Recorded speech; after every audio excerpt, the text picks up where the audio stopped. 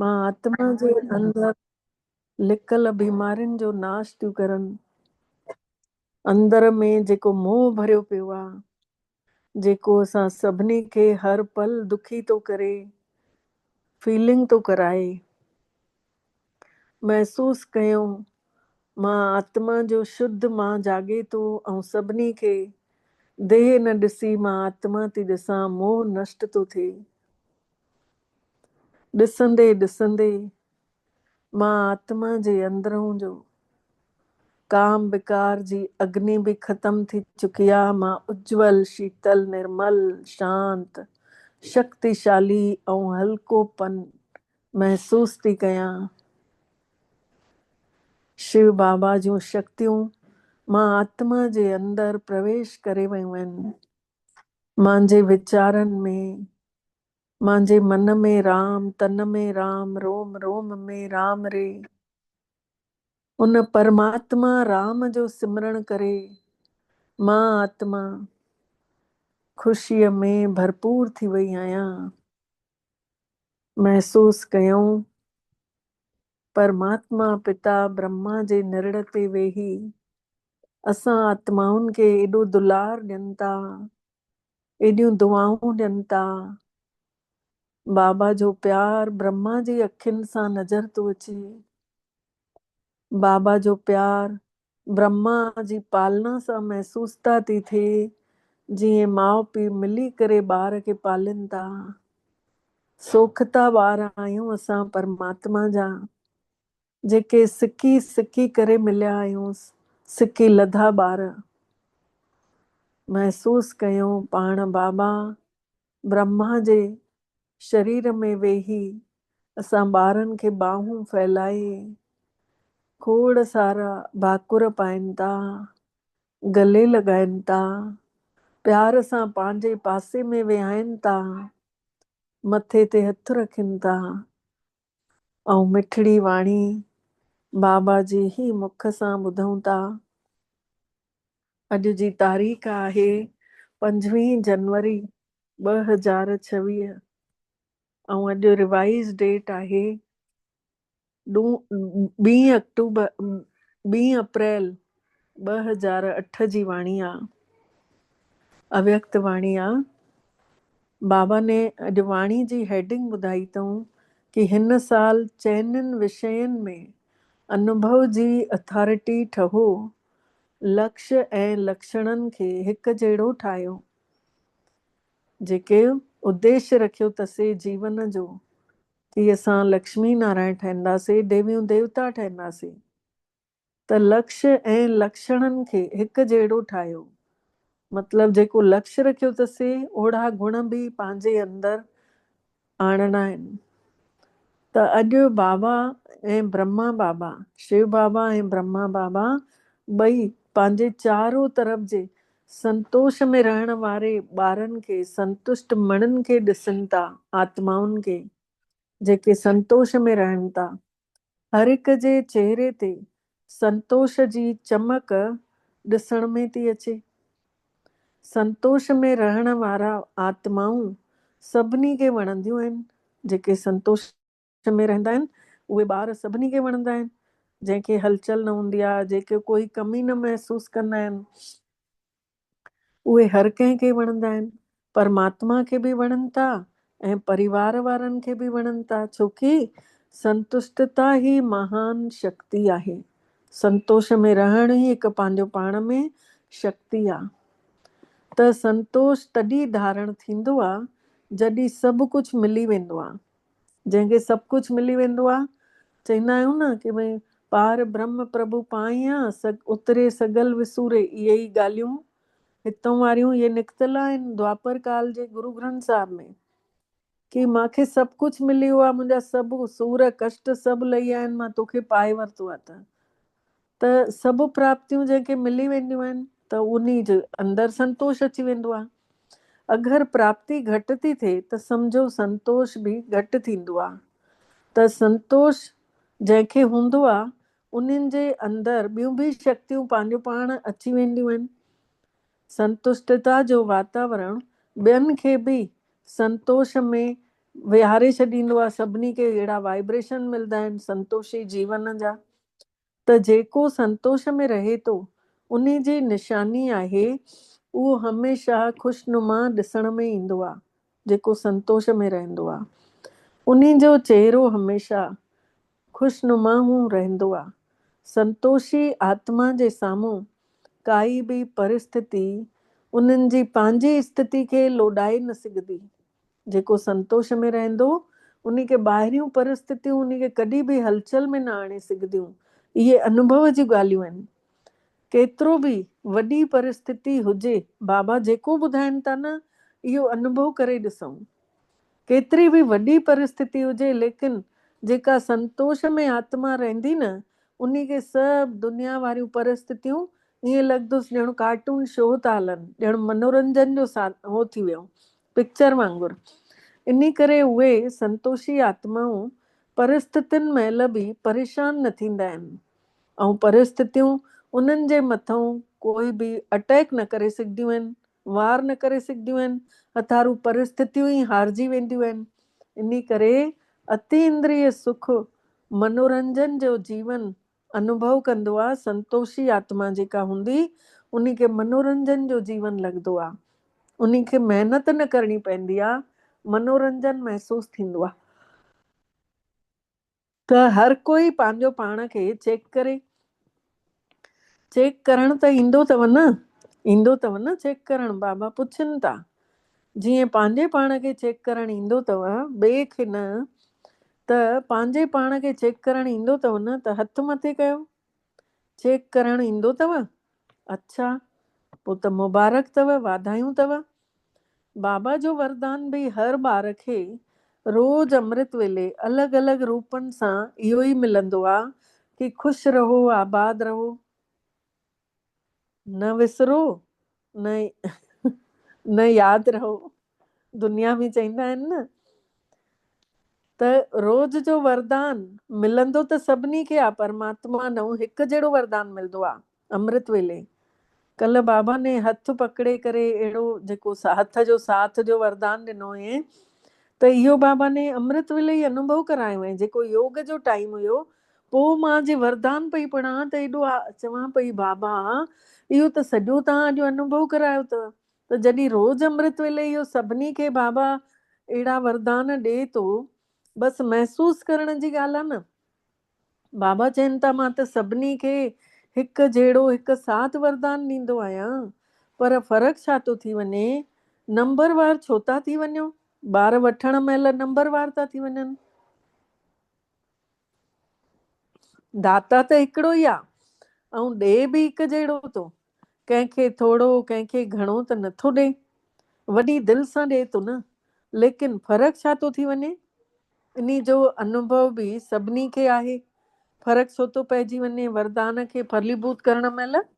छोकी हिन महिल ताईं बाबा वटि इहे आवाजूं पहुचनि थियूं।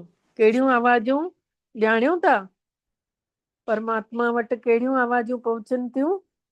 कॾहिं कॾहिं ऐं थोरो थोरो इहे आवाजूं पहुचनि थियूं। इहे आवाजूं हिन महिल ताईं अचनव थियूं न। बाबा ने चयो अथई कि ब्राह्मण आत्माउनि जे जीवन रूपी डिक्शनरी मां इहे 2 शब्द निकिरी वञणु घुर्जनि। अविनाशी बाबा आहे ऐं अविनाशी खजानो आहे। ऐं तव्हां सभु बि अविनाशी श्रेष्ठ आत्माऊं आहियो। कहिड़ा 2 शब्द निकिरणु घुर्जनि? हिकु कॾहिं कॾहिं, ॿियो थोरो थोरो। इहे 2 शब्द बाबा ने चई तव्हांजी डिक्शनरी में न हुजणु घुर्जे कि बाबा रोज़ त अमृत वेलो कयां थी, कंहिं ॾींहुं खणी मिस थो थी वञे। बाबा चवनि था इहो हमेशह लाइ कढी छॾियो पंहिंजे मन मां। बाबा बि अविनाशी आहे, आत्माऊं बि अविनाशी आहियूं, खजानो बि अविनाशी आहे। त कहिड़ो शब्द हुजणु घुर्जे? सदा। त हर खजाने खे चेक कयो कि सभु शक्तियूं हमेशह लाइ असां सां आहिनि, सभु गुण हमेशह लाइ असां सां आहिनि। तव्हां सभिनी जा भक्त जंहिं महिल तव्हांजे अॻितां ईंदा त गुणगान ॻाईंदा त छा चवंदा आहिनि? कॾहिं कॾहिं गुणदाता ईअं थोरी चवंदा आहिनि।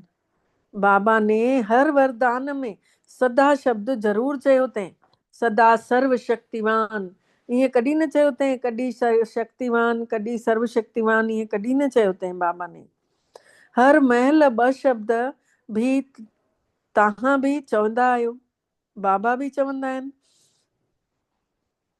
असां चवंदा आहियूं न थोरो थोरो, कॾहिं कॾहिं था थियूं। ऐं बाबा चवनि था समान ठहो, मां जहिड़ा ठहो। ईअं न चओ की भई थोरो थोरो समान ठहो, ईअं मां नथो चवांव। पूरो ठहो मां जहिड़ो, संपन्न ऐं संपूर्ण।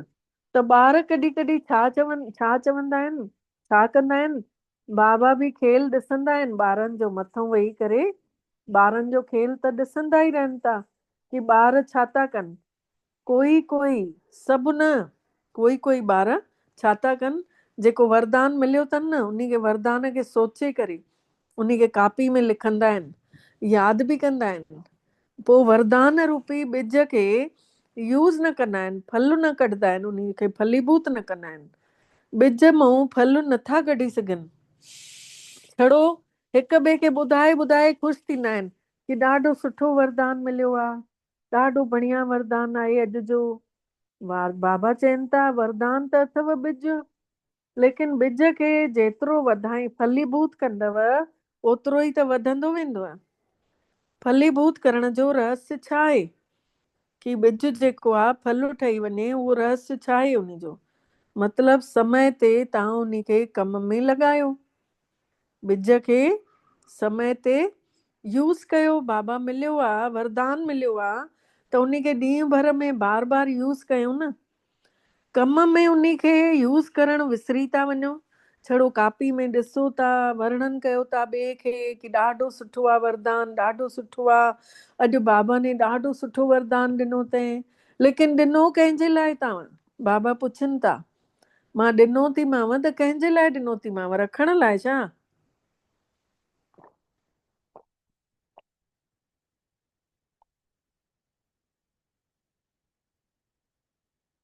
उन खे फलीभूत करण लाइ ॾिनो अथऊं न। वरदान खे ॿिज मां फल निकिरंदो आहे न, त वरदान खे जेतिरो सिमरण कयो था त वरदान स्वरूप ठहण में नंबरवार था ठही वञो। ऐं बाबा हर ॿार खे हर हिक जी भाषा ॾिसी करे ख़ुशि थींदा रहंदा आहिनि, लेकिन बाबल मिठड़े जी दिलि जी आश पहिरियों बि ॿुधाई अथसेव। बाबा चवनि था मुंहिंजी दिलि जी आश मां तव्हांखे पहिरियों बि ॿुधायो थी मांव। सभिनी ने हथ मथे खयो हुयऊं उन महिल, यादि अथव मां छा चयोमांव? कारण खे ख़तम करे समाधान स्वरूप ठहंदव। यादि अथव न होमवर्क? बाबा पुछनि था, यादि अथव न होमवर्क? केतिरनि ॿारनि ने रूरियान में या चिठियुनि सां या ईमेल सां रिजल्ट लिखियो बि अथऊं? केतिरनि ॿारनि ने चिठियुनि सां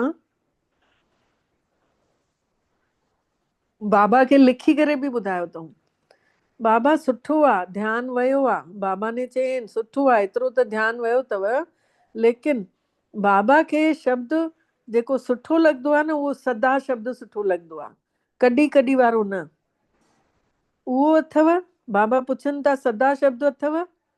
तव्हां सभु जेके बि आया आहियो, जेके बि ॿुधो था, चाहे पढ़ियो अथव, लेकिन 1 महीने जे होमवर्क में 1 महीनो थियो आहे न छड़ो, बसि बाबा खे होमवर्क ॾिनो, वधीक टाइम न थियो आहे। 1 महीने में पंहिंजो जीवन जो लक्ष्य रखियो अथव न, उद्देश्य रखियो अथव न कि भई असां हाणे सदा शब्द कायम रखंदासीं। हिक ॿिए में वर्णन बि कयो अथव, लेकिन जेको 1 महीने में होमवर्क में सुठी नमूने सां सुठे तरीक़े सां पास थियण वारा ॿार आहिनि, जेके नंबर वठण वारा ॿार आहिनि, उहे हथ मथे कयो। जेके पास थी विया आहिनि, पास विद ऑनर थी विया आहिनि, बाबा पुछनि था सम्मान सां जेके पास थिया आहियो, पास विद ऑनर थिया आहियो, उहे उथो। पास विद ऑनर जो दर्शन करणु घुरिजे न। त माताऊं कोन्हनि उन में? बाबा ने ॾिठे माताऊं कोन बीठियूं हुयूं, भेनरुनि में बि जेके टीचर भेनर हुयूं उन्हनि बि हथ न मथे खयो। बाबा पुछनि था टीचर्स ने बि हथ न मथे खयो आहे? कोई बि न। त ताड़ी त मधुबन वारा, बाबा वरी मधुबन वारनि खे ॾिसनि था इहो त ॾाढो घटि रिजल्ट आहे, ॾाढा घटि ॿार उथिया आहिनि। अच्छा, वरी सेंटर में बि हूंदा। त बाबा चवनि था वाधायूं अथव, ताड़ियूं त वॼायो। बाबा मुस्कुराइनि था। जॾहिं बाबा पुछनि था कि बाबा सां प्यार कंहिंजो आहे ऐं केतिरो आहे, बाबा पुछनि था मुस्कुराईंदे कि बाबा सां प्यार कंहिंजो आहे ऐं केतिरो आहे, त छा जवाबु ॾियो था? छा जवाबु था ॾियनि? बाबा एतिरो प्यार आहे जो चई नथा सघूं। जवाब त ॾाढा सुठा था ॾियो। बाबा बि तो ख़ुशि थी वञे जवाब ॿुधी।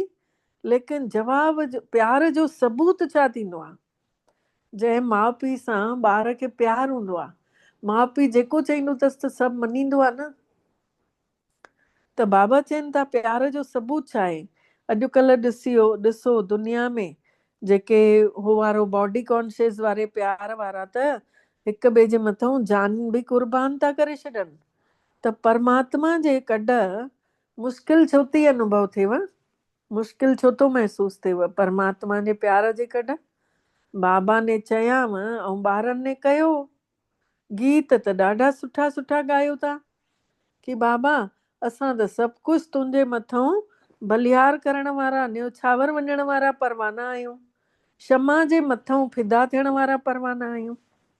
त इन्हीअ कारण शब्द खे स्वाहा नथा करे सघो? बाबा पुछनि था, इन कारण शब्द खे स्वाहा नथा करे सघो छा? हिन महिल त हिन साल जो आख़िरी टर्न अची वियो आहे। अप्रैल महीने जी मुरली हुई। अप्रैल महीने में त आख़िरी टर्न थी वेंदो आहे बाबा मिलन जो। त ॿिए साल में छा थींदो उहो त तव्हां और बाबा ॾिसी रहिया आहियो, ॾिसंदव।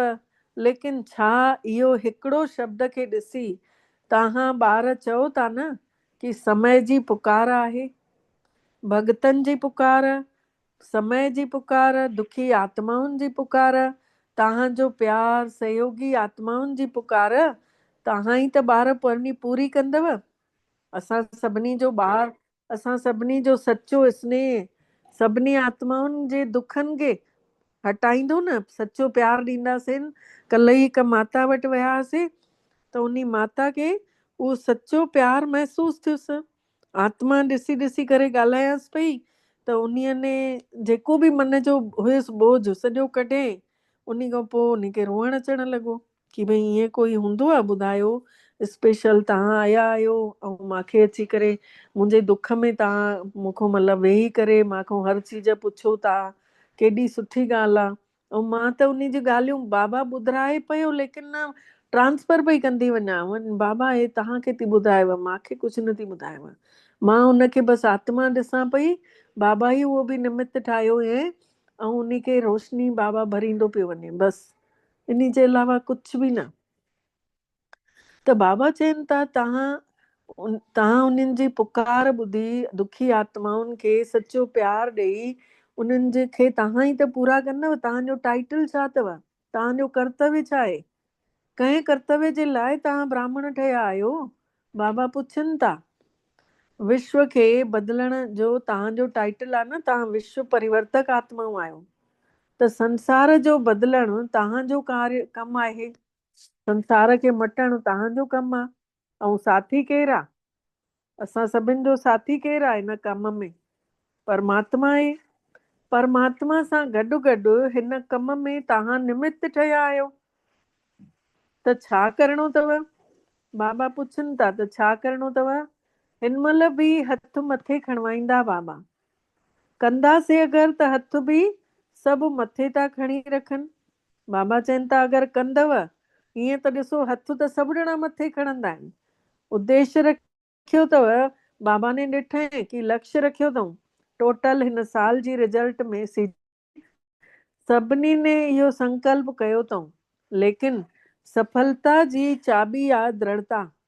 रोज प्रतिज्ञाऊं त कयो था, पर प्रतिज्ञा में दृढ़ बि त रहो, पक्का बि त हुजो। ईअं न कोई लोॾो अचे तुरंत टुटी पएव प्रतिज्ञा। बाबा चवनि था करिणो ई आहे। उन जे बजाए कॾहिं कॾहिं करे रहिया आहियूं, हलूं त था, करे वठंदासीं, बाबा चवनि था इहा जेका सोच हलेव थी न, इन्ही जे करे तव्हां साधारण था ठही वञो।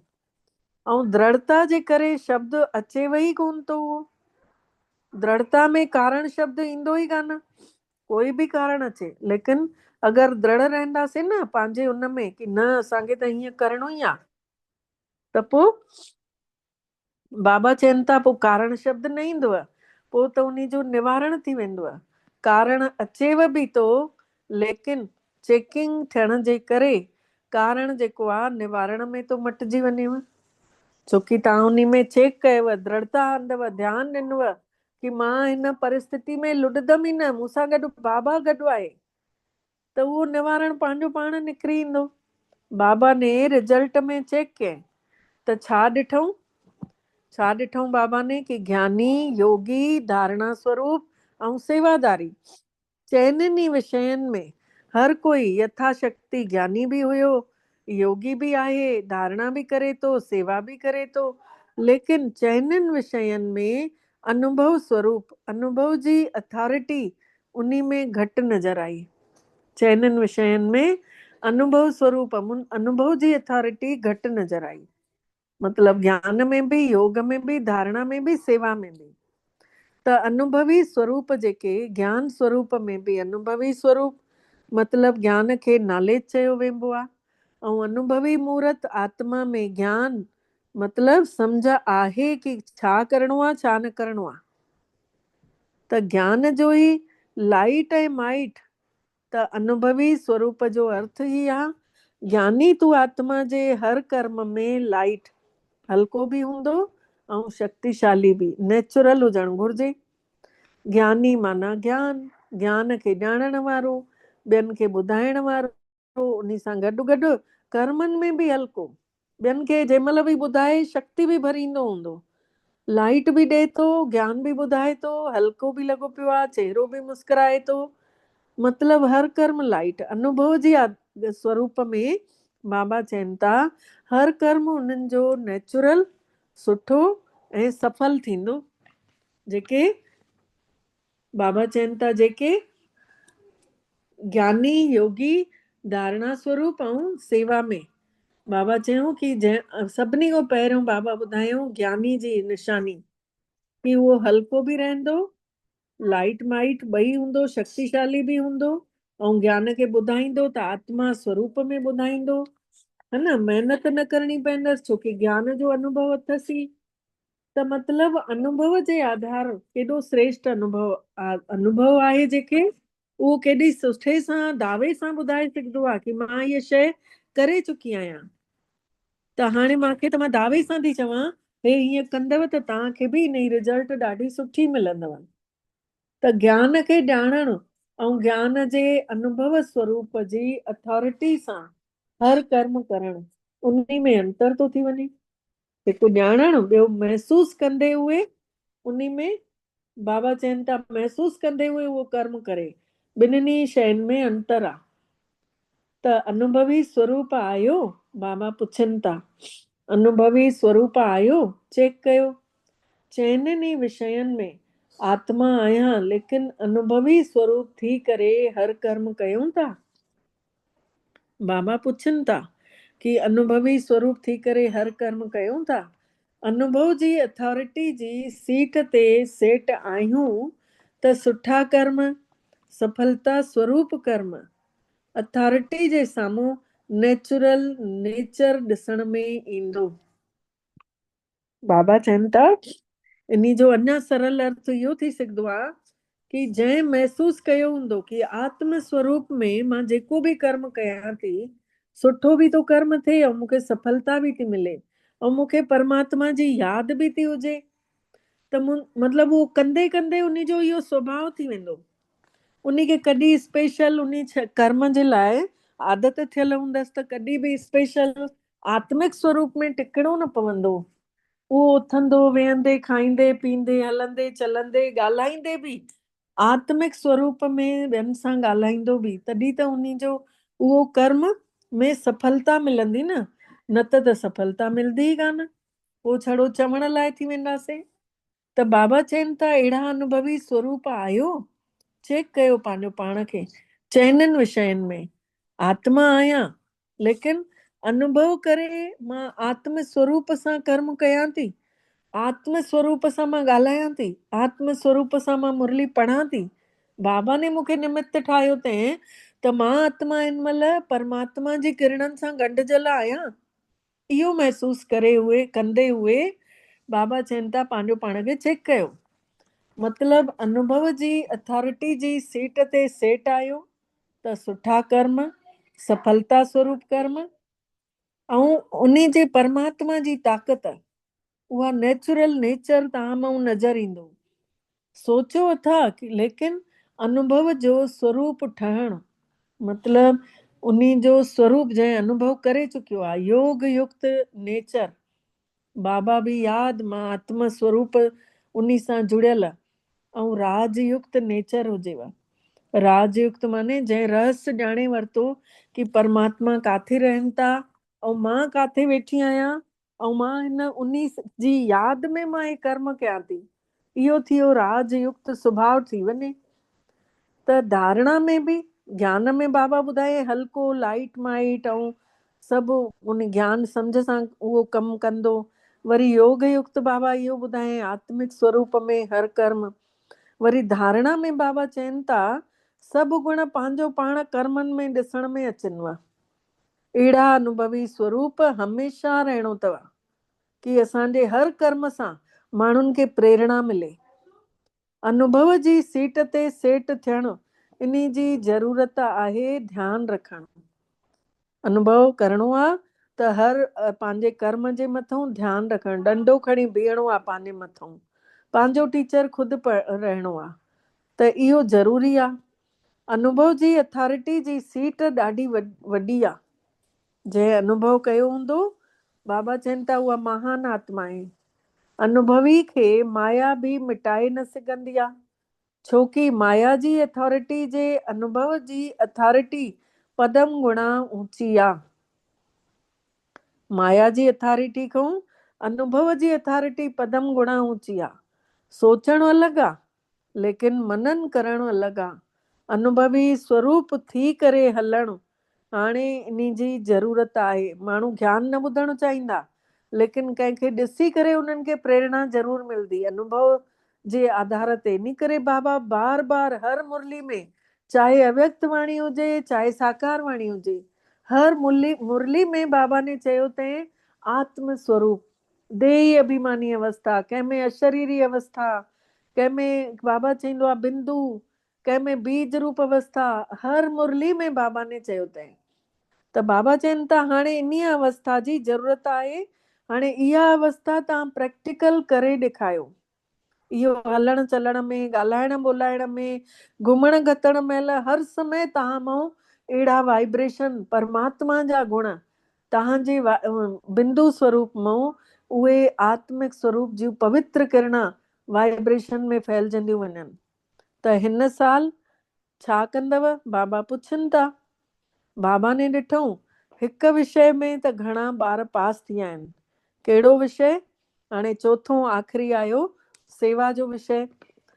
त चइनिनि पासनि नऊं बाबा वटि सेवा जा रिकॉर्ड ॾाढा सुठा सुठा आया आहिनि। ऐं सेवा जो उमंग उत्साह हिन साल जे सेवा समाचारनि जे हिसाब सां सुठो ॾिसण में आयो अथसि बाबा खे। हर वर्ग वारनि ने, हर जोन ने अलॻि अलॻि रूप सां सेवाउनि में सफलता पाए वरिती अथऊं। इन जी बाबा हर हिकु जोन खे, हर हिकु वर्ग वारे खे पदम पदम गुणा वाधायूं ॾियनि था पिया। वाधायूं अथव, वाधायूं अथव। ॾाढियूं योजनाऊं बि सुठियूं सुठियूं ठाहियूं अथव, प्लानिंग बि सुठा सुठा कया अथव। लेकिन हिन महल जे आधार ते अचानक जी सीजन थी हले। तव्हां बि ॾिठो बि हूंदव, ॿुधो बि हूंदव, केतिरा हिन साल ब्राह्मण ई अचानक हली विया। त अचानक जी घंटी हाणे तेज हले थी पई। उन आधार ते हिन साल चइनिनि विषयनि में कि मां अनुभवी स्वरूप केसी ताईं ठही वई आहियां। बाबा चवनि था उन आधार ते ॾिसो कि हिन साल मां चइनिनि विषयनि में अनुभवी स्वरूप केसी ताईं ठही आहियां। छोकी चइनिनि विषयनि में सुठा नंबर घुर्जनि, अगरि हिक बि विषय में पासिंग नंबर खां बि घटि हूंदा त पोइ बाबा चवनि था पास विद ऑनर माला जा मणका बाबा जे गले जा हार कीअं ठहंदव। हिकु बि विषय में अगरि नंबर घटि आया त सप्लीमेंट्री, त बाबा जी दिलि ते वेहण वारा न चवराइजंदासीं। कंहिं बि रूप में हार खाइण वारा परमात्मा जे गले जा हार ठही न सघंदा आहिनि। अगरि कंहिं बि रूप में असां कंहिं बि ॻाल्हि में हारजी था वञूं, निराश था थी वञूं, वरी बाबा खे यादि करणु भुलिजी था वञूं, उहा ॻाल्हि एॾी तेज़ी सां हावी थी वञे कि उन्ही जे लाइ ई सोचण था लॻूं, त बाबा चवनि था उहे मुंहिंजे गले जा हार न ठही सघंदा आहिनि। तुरंत ॻाल्हि आयव हटाए छॾियो, उन खे बिंदी लॻायो, अॻिते वधो, मूंखे यादि कयो, त मुंहिंजे गले जा हार ठही वेंदव। ऐं हिते हथु खणवाईंदा आहिनि त सभु छा चवंदा आहिनि, भरी सभा में उते शांति वन में हथु खणंदा आहिनि डायमंड हॉल में, त सभु छा चवंदा आहिनि, लक्ष्मी नारायण ठहंदासीं, कोई बि राम सीता लाइ न चईंदो आहे। त बाबा चवनि था हलो लक्ष्मी नारायण या लक्ष्मी नारायण जे परिवार जा साथी, उहो बि त सुठो पद आहे। इन लाइ बाबा छड़ो हिकु ई शब्द चवनि था कि हाणे तेज गति सां उॾंदा रहो उॾंदी कला में, ऐं पंहिंजे उॾंदड़ जा वाइब्रेशन पूरे वातावरण में सहयोग जो वातावरण फैलाईंदा वञो, हर हिकु आत्मा खे सहयोग ॾींदा वञो, तन जो, मन जो, धन जो, जेको पुॼी सघे कहिड़े बि तरीक़े सां उन्हनि खे सहयोग ॾियूं। छा जॾहिं प्रकृति जे लाइ तव्हां सभिनी चैलेंज कई अथव न कि प्रकृति खे बि मटे करे ई छॾींदासीं, अथव न इहो वाइदो कयो अथव न, बाबा पुछनव था, कयो अथव, कंध त लोॾियो, हथु न लोॾियो भले। त छा पंहिंजे हमजीन्स जेके माण्हुनि जूं आत्माऊं आहिनि उन्हनि खे दुख ऐं अशांति खां मटे नथा सघो पिया, जेके दुखी पिया आहिनि, जेके अशांत पिया आहिनि। हिकु त तव्हां चैलेंज कयो अथव, ॿियो वरी बाबा सां बि वाइदो कयो अथव कि हाणे असां सभु हाणे बि तव्हांजे कम में साथी ठहिया आहियूं ऐं परमधाम में बि साथी आहियूं। बाबा ने चयो अथई, वाइदो कयो अथई न असां ॿारनि सां कि मां तव्हांजो हिन महिल बि तव्हां जंहिं महिल पुकारियो था, जंहिं कम महिल पुकारियो था, मां साथी ठही अची थो वञाव ऐं परमधाम में बि साथी आयांव। पर राज्य में बि त ब्रह्मा बाबा जे साथी रहंदव न।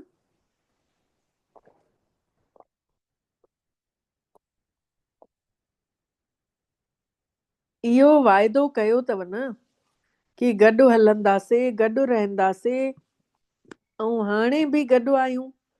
त परमात्मा जो इशारो समय प्रति समय प्रैक्टिकल में ॾिसी रहिया आहियो।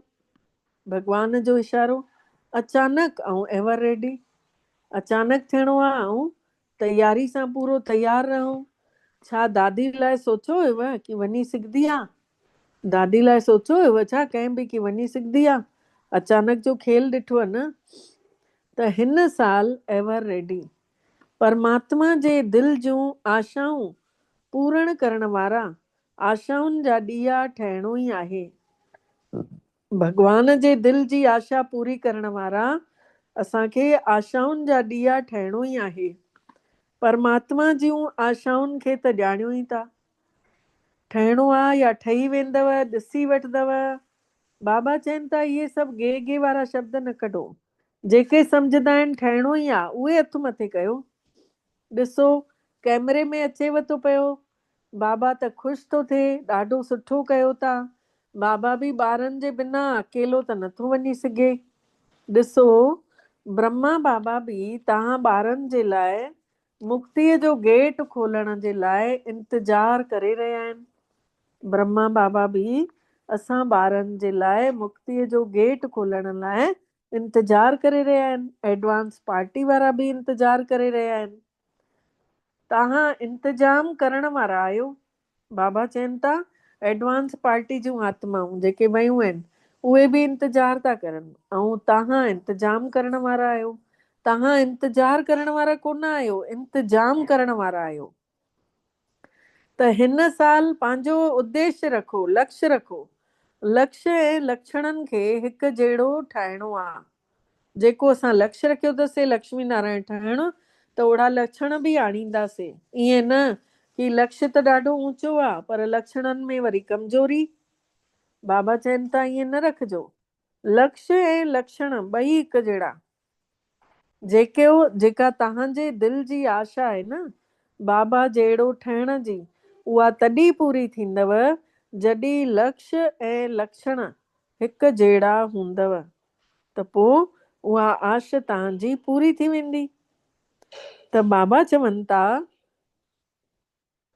हिन महिल ॾिसो थोरो थोरो अंतर थो अची वञेव। चओ था जेको प्रतिज्ञाऊं करे था वञो, मधुबन अची करे पोइ ओढ़ा असां प्रतिज्ञा जे आधार ते क़ाइमु नथा हुजऊं।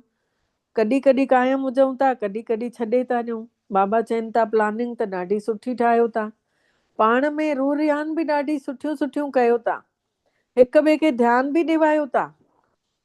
हाणे दृढ़ता असांजो जन्म सिद्ध अधिकार आहे। इन्हीअ संकल्प खे अनुभव में स्वरूप ठाहे आणियो। चेक कयो, जेको चऊं था उन्ही जो अनुभव बि कयूं था। बाबा चवनि था इहा ॻाल्हि चेक कयो, जेको असां चऊं था उन खे महसूस बि कयूं था कि दृढ़ता असांजो जन्म सिद्ध अधिकार आहे, त दृढ़ आहियूं उन प्रतिज्ञा में। त पहिरियों शब्द त इहो ई अथव कि मां आत्मा आहियां, इन खे चेक कयो। मां आत्मा आहियां इन खे बसि चेक कयो। पहिरियों शब्द बाबा चवनि था इन्ही आत्मा जे स्वरूप जे अनुभव जी अथॉरिटी आहियां। आत्म स्वरूप जे अनुभव जी अथॉरिटी आहियूं। बाबा पुछनि था छो कि अनुभव जी अथॉरिटी नंबर 1 थींदी आहे। चवंदा आहिनि न जाते कवि न पहुची सघंदो आहे उते सिज जूं किरणा पहुची वठंदियूं आहिनि। चवंदा आहिनि जहां न पहुचे कवि वहां पहुचे रवि। ऐं सिज जूं किरणा पहुची वियूं उन खे कवि पंहिंजी कविता ठाहे ॿुधाए रखंदो। लेकिन केतिरो बि ॿुधाए जहां पहुचे अनुभवी, पोइ कवि बि कुझु न करे सघंदो। जेको अनुभव जे आधार ते पंहिंजो अनुभव ॿुधाईंदो न कि मां हे रस वठी चुकियो आहियां, मां हे अनुभव करे चुकियो आहियां, मूंखे हीअ प्राप्ति थी आहे हिन स्वरूप सां, त पोइ उन जे अॻितो त काई सभु ॻाल्हियूं फिकियूं थी वेंदियूं आहिनि। त बाबा चवनि था अनुभव जी अथॉरिटी नंबर 1 अथव। अच्छा, त कहिड़ी बि परिस्थिति में पंहिंजी स्थिति ते स्थित रही सघंदा आहियो कि भई मां आत्मा आहियां। काई बि परिस्थिति अचेव तंहिं महिल तव्हां आत्म स्वरूप खे कायम रखी सघंदा आहियो। बाबा पुछनि था। पोइ मन जी एकाग्रता बाबा ड्रिल करायूं थोड़ी देरि लाइ, 1 सेकेंड लाइ पाण बि बाबा जे हिसाब सां ड्रिल कयूं था। 1 सेकेंड लाइ मां बिंदी, शिव बाबा बि बिंदी महसूस कयूं। बिंदी ऐं बिंदी जो मिलन मन जे वीचारनि सां अनुभव कयूं। बाबा जहिड़ी मां ॿार, बाबा जे स्वरूप जहिड़ी पंहिंजो पाण खे महसूस थी कयां। मां आत्मा अच्छी अच्छी किरणनि सां भरपूर आहियां। मां आत्मा पूरी तरह सां समर्पित आहियां मन बुद्धि सां परमात्मा जे प्रति। ऐं परमात्मा पिता गुणनि जो सिंधु सागर आहे। मां उन्हनि जे अॻितो वञी उन सागर में सनानु थी कयां, उन्ही जो प्यार थी पायां, उन्ही जूं दुआऊं थी मिलनि। महसूस कयूं उन्ही जा वरदान हिकु हिकु किरण असां सभिनी आत्माउनि खे मन में मगन थी करे। महसूस कयूं 1 सेकेंड में शक्तियूं ही शक्तियूं, अथाह शक्तियूं परमधाम जी रूहानी यात्रा मन जी अखियुनि सां पहुची वञूं हेठि। बाबा चवनि था 3 बिंदुनि जो स्मृति स्वरूप ठही सघंदा आहियो न। बसि एतिरो ई अथव। 1 मां बिंदी, 1 बाबा बिंदी, ॿियो फुल स्टॉप बिंदी। अच्छा, हाणे 1 सेकेंड में पंहिंजे सुठे खां सुठे सुमान में बाबा जे दिल ते चढ़ियल मां आत्मा, दिल तख्त नशीन आहियां।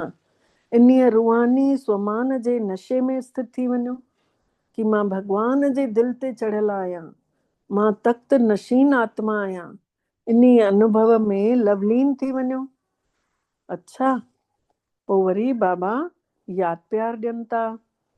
चइनिनि पासनि जे ॾाढे प्यारे परमात्मा जे प्यार में लीन रहण वारे, हमेशा स्वमानधारी स्वराज्य अधिकारी विशेष आत्माउनि खे चइनिनि पासनि जे उमंग उत्साह जे पंखनि सां उॾरण वारे ऐं पंहिंजे मन जे वाइब्रेशननि सां वातावरण खे शांत ऐं सुठो ठाहिण वारे सभिनी खे परमात्मा जो संदेश ॾेई दुखनि खां छॾाए मुक्तिअ जो वरसो ॾेवारण वारा, सदा दृढ़ता सां सफलता पाइण वारा अहिड़ा चारों तरफ़ जा दिल जे साम्हूं रहण वारे ऐं साम्हूं अचण वारे ॿारनि सभिनी ॿारनि खे दिल जो दुलार, दिल जूं दुआऊं, याद प्यार ऐं नमस्ते।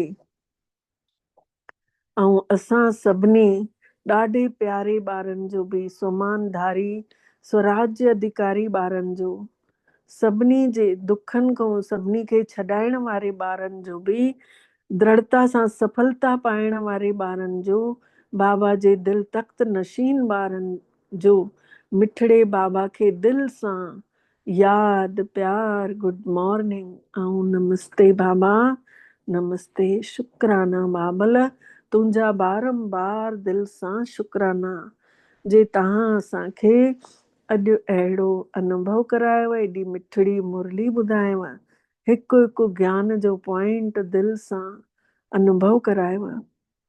वरदान आहे, महसूस कंदे हुए बाबा जो वरदान बि पाण सां गॾु फलीभूत कंदासीं। बाबा चयो अथऊं न अॼु कि ॿुधण वारा त घणा ई आहिनि, फलीभूत करण था घटि ॿार। त अॼु महसूस कयूं, अॻिना खां प्रॉमिस करे वठूं, बाबा तव्हांजो वरदान असां सॼो ॾींहुं पंहिंजे अंदरि झुकींदा रहंदासीं, मनन चिंतन हलंदो रहंदो ऐं बाबा जो वरदान फलीभूत थींदो। त हे वरदान बाबा खे अनुभव कयूं साम्हूं। हिन घर खे मंदिर ठाहिण लाइ परमात्मा हिन धरती ते आया आहिनि ऐं असां सभिनी ब्राह्मणनि जे अॻितां अची बाबा बीठा आहिनि। बाबा पाण सर्व शक्तिवान ब्रह्मा बाबा जे निरड़ ते वेठल चारों तरफ़ लगातार पंहिंजो पवित्र किरणा फैलाईंदे था वञनि। महसूस कयूं इहे प्यार भरियूं किरणा असां सभिनी खे निर्मल निर्मल असांखे मिलंदियूं थी वञनि, मन खे शुद्ध थियूं करनि। ऐं बाबा ने मथे ते हथ रखियऊं, दृष्टि ॾियनि था, अखियुनि में अखियूं विझी बाबा ने दृष्टि ॾिनऊं। शक्ति भरींदे हुए बाबा ने वरदान ॾियनि था, धर्म ऐं कर्म ॿिन्हिनि जो ठीक सां बैलेंस रखण वारा, दिव्य ऐं सुठी बुद्धीअ वारा ठहो। धर्म मतलब धारणा, धर्म मतलब धारणा ऐं कर्म ॿिन्हिनि जो बैलेंस। आत्म स्वरूप धारण कयल मां आत्मा ऐं हे कर्म कयां थी, इहो ॿिन्हिनि जो बैलेंस जंहिं महिल रखंदासीं त बुद्धि साफ़ थींदी रहंदी ऐं दिव्य चवराइजंदासीं। कर्म कंदे समय धर्म मतलब धारणा बि पूरी हुजेव। धर्म ऐं कर्म ॿिन्हिनि जो बैलेंस सुठो हुजण सां प्रभाव पवंदव। ईअं न कि जॾहिं कर्म ख़तम थी वञेव पोइ तव्हांखे यादि अचेव अरे मां तेॾी महिल त आत्मिक स्मृति में ई न हुयमि। बुद्धीअ में ॿिन्हिनि ॻाल्हियुनि जो बैलेंस ठीक हुजेव तॾहिं चवंदासीं सुठा दिव्य बुद्धि वारा। न त साधारण बुद्धि त कर्म बि साधारण चवराइजंदव त धारणाऊं बि साधारण थी वेंदव। त साधारणता में समानता न आणनी आहे, लेकिन श्रेष्ठता में समानता हुजे, सुठा ई खणींदा वञूं। बाबा ने नवीनता छा ॾिनई असांखे, आत्मा जो ज्ञान ॾिनई। सभिनी सत्संगनि में आत्म स्वरूप में कोई न टिकाईंदा आहिनि, लेकिन हिते परमात्मा असांखे हर वाणीअ में आत्म स्वरूप में थो टिकाए ऐं आत्म स्वरूप सां कर्म करण लाइ चवनि था। त इहा आहे श्रेष्ठता इन्ही में बाबा चवनि था समानता हुजेव। जीअं ब्रह्मा बाबा ने कयईं, जहिड़ा कर्म सुठा तुंहिंजी धारणा बि सुठी। त स्लोगन आहे अॼु जो, पंहिंजे मन ॿुद्धीअ खे अनुभवनि जी सीट ते सेट करे छॾियो त कॾहिं बि अपसेट न थींदव। पंहिंजे मन खे ऐं ॿुधी खे जेको अनुभव थिए थो बाबा जे प्यार में, उहो अनुभव खे अंदरि खणी वठूं, सेट करे वठूं, त उहो कॾहिं बि पोइ ॿुधी जेका आहे न, कंहिं बि ॻाल्हि में अपसेट न थींदासीं। अव्यक्त इशारे जो पॉइंट आहे, हिन अव्यक्त महीने में बंधन मुक्त थी करे जीवन मुक्त स्थितिअ जो अनुभव कयो। ज्ञान स्वरूप मतलब मास्टर नॉलेजफुल, मास्टर सर्वशक्तिवान थियण खां पोइ अगरि कोई अहिड़ो कर्म जेको युक्ति युक्त न अथव उहा करे था वठो, त हिन कर्म जो बंधन अज्ञानता जे कर्म बंधननि खां पदम गुणा घणो अथव। मैं वरी सां इन लाइन खे समझजो कि ज्ञान स्वरूप मास्टर ज्ञान नॉलेजफुल मास्टर सर्वशक्तिवान थियण खां पोइ अगरि कोई अहिड़ो कर्म युक्ति युक्त नथा कयूं या करे था वठूं, त हिन कर्म जो बंधन अज्ञानता जे कर्म बंधननि खां पदम गुणा वधीक आहे।